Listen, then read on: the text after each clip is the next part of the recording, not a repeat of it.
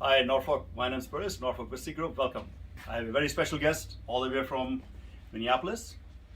Keeper's Heart, a whiskey like no other. It's an Irish whiskey component. There's some American whiskey components, but it's an Irish-American whiskey, a new category of whiskeys. But to tell us all about this is Mike Duggan, CEO of this company. Mike, welcome. Thanks, Vikram. Thanks for having me. Yeah, I'm fresh off a plane. Yeah, Fresh off a plane, and I walk in and I get to do a live interview. So Yeah. this is great. I appreciate the support. Seems like I've known you for years. I know. It's such an amazing 15-20 minute conversation. Yeah, I appreciate that. Welcome. Well, I'm a hometown boy. I'm from Concord, right up the street. So I'm happy to get back to Massachusetts. But currently living in Minneapolis, Minnesota, and we opened we put the shovel in the ground of the distillery March 17th of 2020 . So it's our Timing is birthday in 2 everything, huh? days. Yeah, it's our birthday in 2 days. And it also happens to be St. Patrick's Day. Also happens that was by design. Yeah. So it was, March, as everybody knows, 2020 was a pretty crazy year. So to be opening a distillery and building a distillery at the same time was pretty interesting experience, to say the least. Right. So this is a very interesting concept. So everybody who's watching this video pretty much knows Brand Nation, the Master Distiller for Irish Midleton. Distillers, yep. Midleton, the brands have been legendary. We can take a look at the shelf and see. The Spotline, Redbreast. He's got Powers, obviously Jameson. Powers over here.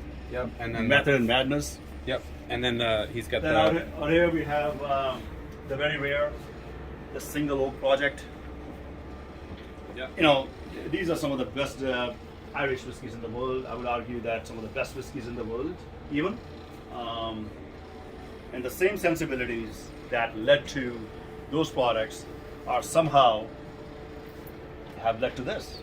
Correct. And what is Yeah. this? Tell us about it. So yeah, great. So the O'Shaughnessy Distilling Company, based out of Minneapolis, was the brainchild of our two founders, Michael and Patrick O'Shaughnessy.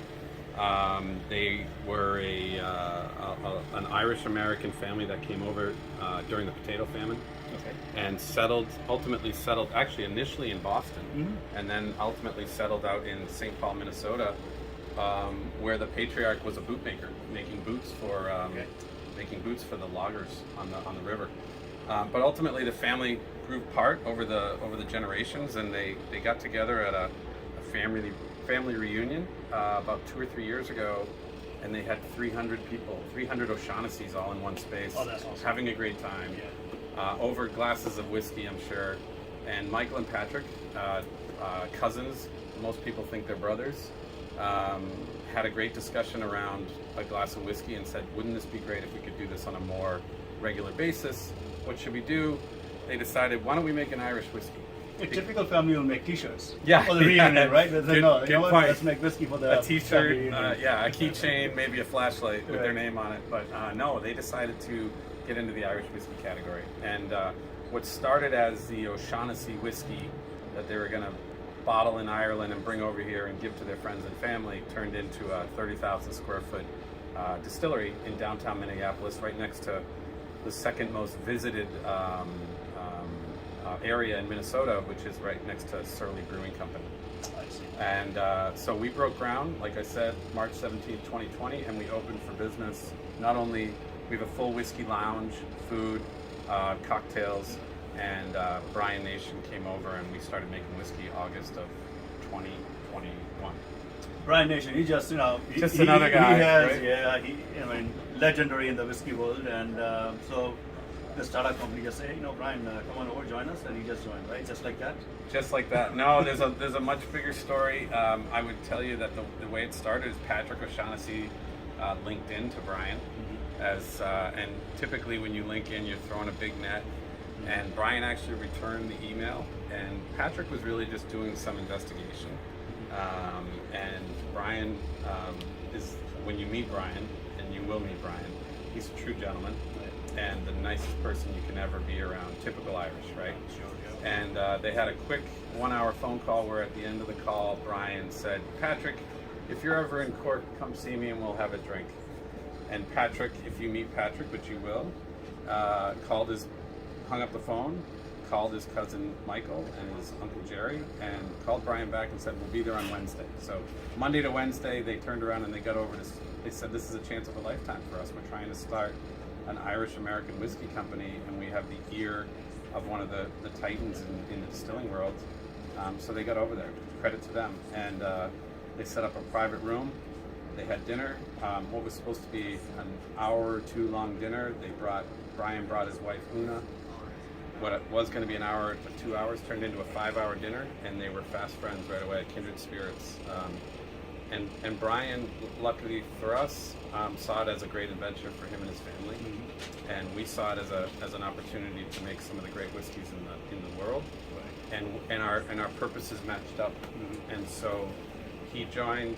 I joined, and we started working together through COVID, not only designing the bottle and the brand, which we're very proud of, but he started working on the liquid.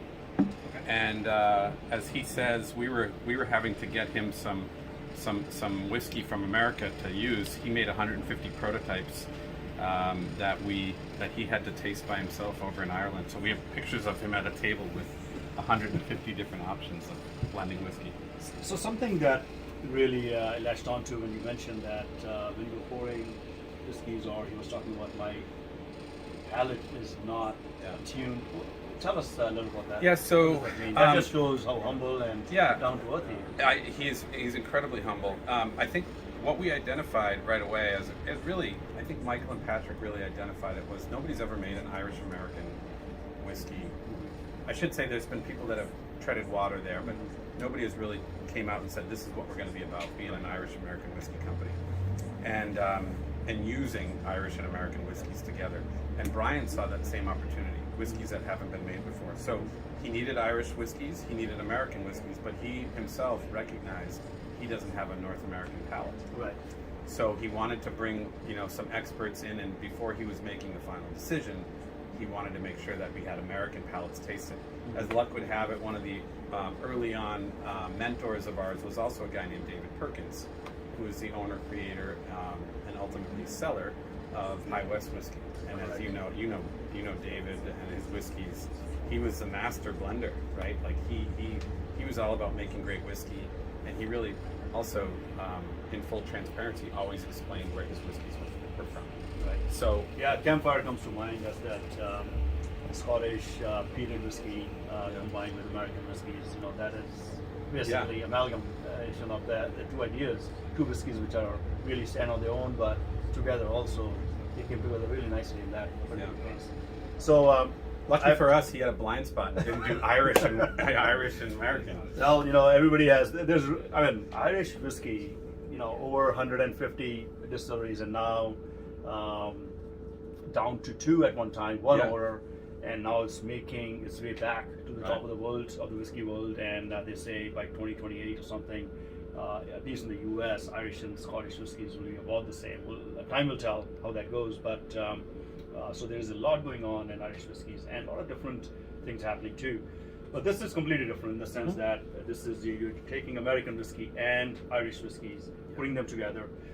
This is a beautiful kit that you have, which sort of explains. So if you want to walk us through what's happening. So one of the other nuggets of wisdom that David imparted on us is when he introduced his whiskeys to, whether it was a buyer or a bartender or even a consumer, because he was a blender, he introduced the elements of the blend before he tasted the actual blend. And what that does is it brings out the tasting notes that are each of the increments by themselves, and then he loves to have it called out in the main whiskey. Right. So this is a 4-year-old grain whiskey. From Ireland. From Ireland, yep. Triple distilled. This is a 4-year-old pot still whiskey. This is a 4-year-old American rye. So this part hasn't been done before. Okay, so this is the MGP. That's MGP, and this is Great Northern. And the American rye, the mash bill on this 95% rye. 95% rye. So it's a high rye. It's a very high rye. Yeah. Are these equal components, or is that something that you play around with? Well, Brian hasn't told me what the components is. He won't share. It's the one secret we have between each other. He won't tell me, and I've got to think of something that I won't tell him. I haven't come up with it yet. All right. Okay. No worries. So basically, this is grain whiskey. Looks like age on this. Do you know? 4 years. 4 years. Yeah. So is that And you yourself said you're a grain guy, so I love grain whiskey. Yeah. Yeah. Generally speaking, I mean, I mentioned earlier that we are buying a barrel of single grain whiskey pretty soon, so we are big fans of grain whiskey. Sometimes it doesn't get the love that it really deserves, but the world of whiskey, the way it is right now, it's oftentimes driven by the grain whiskey or the blended whiskeys, in which grain whiskey is a big component. But anyway, it is so good to be able to share the components that went into this. So very light in color, really light. So must be ex-bourbon barrels probably in this. Okay. So I'm a layman when it comes to blending. I just enjoy the whiskey. So I'll lean on you because you have a great palate, obviously. But the way Brian explained the introduction of the grain whiskey to me was when he brought the pot still and the rye to get. His original idea was either a rye and a pot still, because we wanted the Irish American, either the rye and the pot still or a bourbon and the pot still. And what he found was, and I'm making up numbers, if it was 51% rye, it became a less than rye. Okay. If it was 51% pot still, it became a less than pot still. Okay. But they're such competing flavors. What happened was, on a whim, and I think he leaned on some expert friends of his, they said, what happens if you introduce a little bit, I'm not going to tell you the percentage, but a little bit of the grain whiskey. And what I think the way he explains it is it kind of created a palate for them all three to balance themselves. So almost like a Switzerland, right? Right. Okay. Amazing. Yeah. They're all different, but at the same time, they're coming out really nicely in this.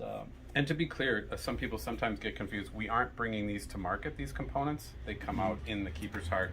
And this is called Irish+American Blend. It's an Irish and rye. So what's the vision? I mean, it's a new product. It's so it'll take time for the palate to adjust, because this is not something that I blend different whiskeys together. There are components out there that blend Japanese and Scottish whiskeys or Indian and other whiskeys together, but it's not really a distillery comes out and kind of puts this out as their first product. Right. But what is your overall vision? Where is this company going as far as whiskeys are concerned? It's a great question. So, well, as everybody knows, we can't open your doors and bring your 4-year-old whiskey out. The best time to make 4-year-old whiskey is 4 years ago. We weren't here, right? So I think what our vision is, we a lot of times craft distilleries will use vodka and gin to cash flow themselves until their whiskey comes of age. With our tasting room and lounge that we've opened up, and again, it's an amazing place. I don't think there's, humbly, there's not too many distilleries in the U.S. that look like this. It's really just an incredible space, mostly because of the education and the just sheer artwork of the stills. But we're really proud of the hospitality that we bring. But I think the vision is we wanted to bring, Brian and David are very clear about, if we're bringing something to market, we want to make sure it's different. We don't want to be just another. Right. Okay. So the first vision is this combination of Irish-American. And it's a combination of, as you 2 Irish whiskeys, which we think is taking the best of Ireland, which is, in our opinion, what they process, and combining it with the best of American, which is maturation and oak and uses of different woods. That makes this first blend. The second blend we're going to make is, and we're just getting ready to announce it, is an Irish and a bourbon. It makes logical sense. Heavy bourbon taste. Brian and David have been working on the formula. We found our formula. We're getting ready to launch that. And he's not telling you that either. What's that? So don't tell anybody yet. What's that? That component is not going to be put. We're not going to tell you what the components are. But it's the same. We're going to have the same exact tasting schedule, which it'll have. It has a grain. It has a pot still, but this will be bourbon. Bourbon. So as you know the mash bill on that. The bourbon. I'm not telling you that. Come on. No. I thought we were. We are friends. We are. But just, I mean, if you can just see for people watching, I mean, Irish is so clear because it uses second fill wood, right? And the rye is super dark. In fact, one of the arguments we had when Brian was creating this, not arguments, we never argue, was he was worried about the inconsistency and not being dark enough. So there was discussions around caramel coloring and things like that. And guess what? We didn't have to because the rye came in so dark. Sure. And this is hand-picked rye from MGP. So when you're putting them together, Yeah. are you marrying the components for X amount of time? And if you're marrying them, is that done in a steel sort of a tank or more of a wooden marrying container ton type device? I'm speaking from my observation. I don't know if they're not marrying them and resting them. I think they're marrying them, a week or two before they bottle. Okay. So I think that's enough, but that's just my observation. You have Okay. to ask the technical All right, guys. we'll get Yeah. there. So Okay. you're just to finish the vision, right? So we're going to have two blends that haven't been seen before. Mm-hmm. While we're waiting for Brian's products to come of age, what he built, his first barrel, or his first barrels that he's built, is American style Irish whiskey. Okay. And it's malted and unmalted barley, a little bit of grain, and it's put through the Irish process, the best of Ireland, right? So it's latter tonned, grain out fermentation, grain out distillation, goes through the triple pots. We have 3 7,000 to 9,000 liter hand-built Forsyth, beautiful stills. Yeah. He puts them through the triple pot process, and then a typical Irish whiskey would be put in a second fill barrel. Mm-hmm. That's when he changes hats and he goes into the American side. So he's resting that pot still whiskey in new fill charred oak, American oak. That's the third product. The fourth product is going to be a triple distilled bourbon. Okay. And the fifth product will be a triple distilled rye. So all of those last three will be of age, let's say 2 to 4 years from 2 now. to 4 years. Yeah. Dizzying array of products. And Yeah, this is not all. Hopefully it's phased out pretty good where we can, really bring consumers in and they can enjoy them each on their own. And again, as you know, look at people want selection and they want to try different things. I love how you approach this. This is not something people are going to be used to. Mm-hmm. It's very easy drinking though. We built it to be versatile. Right. We built it to be, and it's priced, I think, really well, where it's priced enough that people will want to drink it neat, highball on the rocks, but also that they won't be afraid to mix it as an old fashioned. It makes an amazing old fashioned, by the way. Okay, all right. So, but this is not all. You're Yep. also making the vodkas and a gin, all based on potatoes, and also sourcing some aged whiskeys.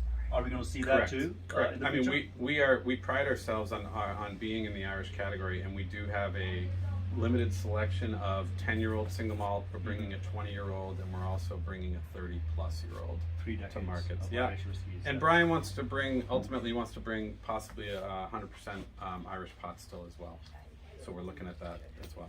Mike, I think the amount of knowledge you have and the amount of things you're doing, we can talk for hours, but I think we'll leave some for the next time. Perfect. But a pleasure, an absolute pleasure, and thank you for Fast doing friends. this. Really, Can't wait really to talk amazing. again. Yeah, we'll talk about the match bill then. Then I'll decide how fast a friend we Keepers are. hard. Okay. Come get it. Cheers. Bye. Thank you.